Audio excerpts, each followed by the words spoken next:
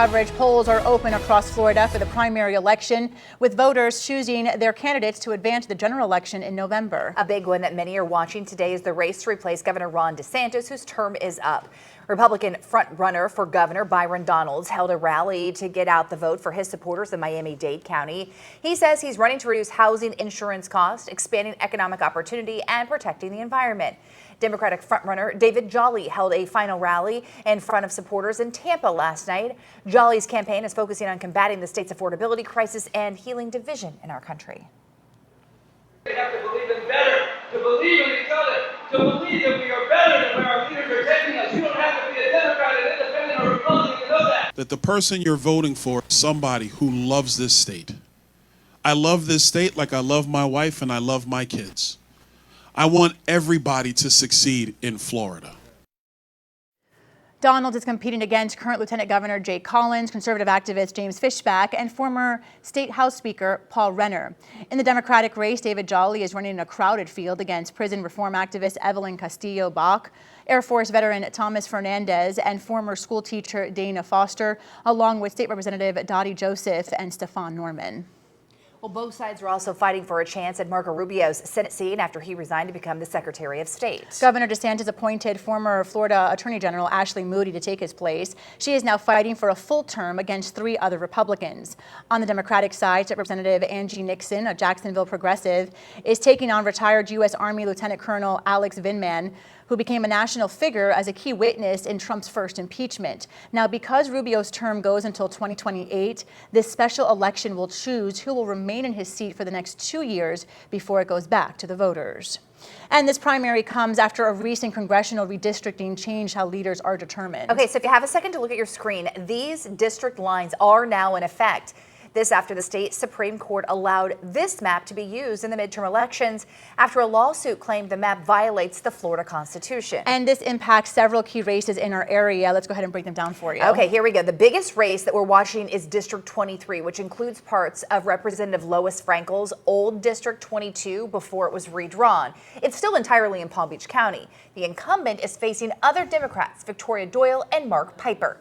The Republicans, meanwhile, Deborah Ademi and Paola Branda, winners from both, will face off in November. Meanwhile, District 23's Representative Jared Moskowitz is now running for re-election, but in the redrawn 25th Congressional District, which stretches along the coast from Palm Beach County to Miami-Dade County, he faces Democrat Oliver Larkin. And former Boca Raton Mayor Scott Singer is running in the Republican primary, facing 4 other Republicans.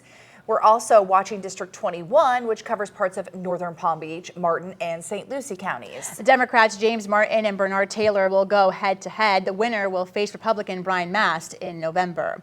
And on the Treasure Coast, in River County was the 21st district. It now will be served by the 9th Congressional District. 7 Republicans will compete to face incumbent Democrat Darren Soto. And in Port St. Lucie, 3 people are competing to become the next mayor, including the incumbent. That's right. This is a big race that we're watching. Our Julie Rodriguez is at a voting location in one of Florida's fastest growing cities. All 3 mayoral candidates are here today making their last pitch to their voters before they cast their ballots. But behind the campaign signs and the handshakes, we asked voters what really matters to them.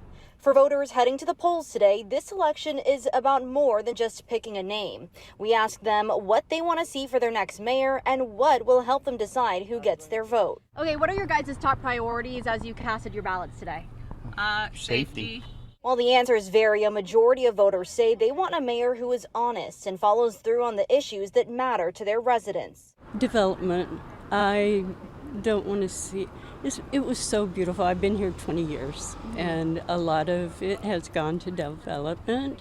And for some, it's less about a single issue and more about the leadership they want to see at City Hall. I would like them to be somebody that has lived here, worked here, knows what it's like to be a working person, has kids, wants to keep them, keep them here, raise them here, so they have a good future. Today's mayoral race comes after a campaign sign controversy that ended with 3 Port St. Lucie police officers on leave.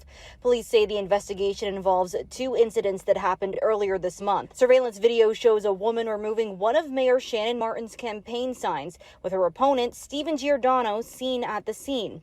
In another incident, candidate Stephen Giordano says he witnessed someone else vandalizing his campaign sign. The officers placed on leave were Lieutenant Jason Vega, Detective Joseph Alves, and the mayor's husband, Lieutenant Aaron Martin. Polling locations across Port St. Lucie close at 7 p.m. tonight. Reporting in Port St. Lucie, Julie Rodriguez, WPBF 25 News.